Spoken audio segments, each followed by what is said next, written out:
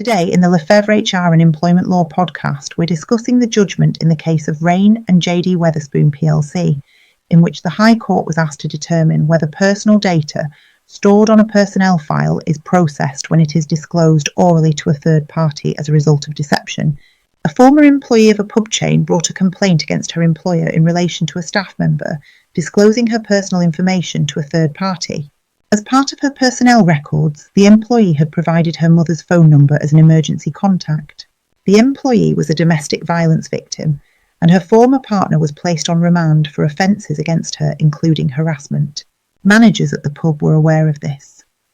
While he was on remand, the former partner called the pub, pretended to be a police officer needing to contact the employee urgently, and, with the manager's consent, was provided orally with the employee's mother's mobile number.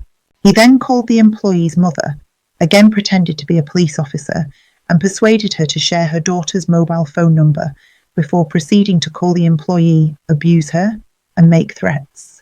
The employee brought various claims against her former employer, and Manchester County Court upheld her claims of misuse of private information and breach of confidence. But her claim under the Data Protection Act 2018 and UK GDPR failed. On appeal, the High Court upheld the County Court's decision on liability for misuse of private information and breach of confidence.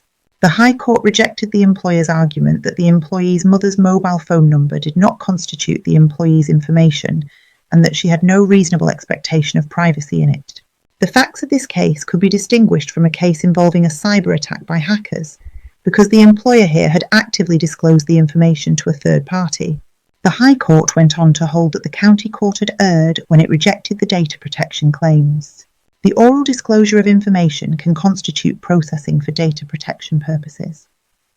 The phone number in question was recorded in the employee's personnel file before it was accessed, extracted, and then orally disclosed by the employer's staff.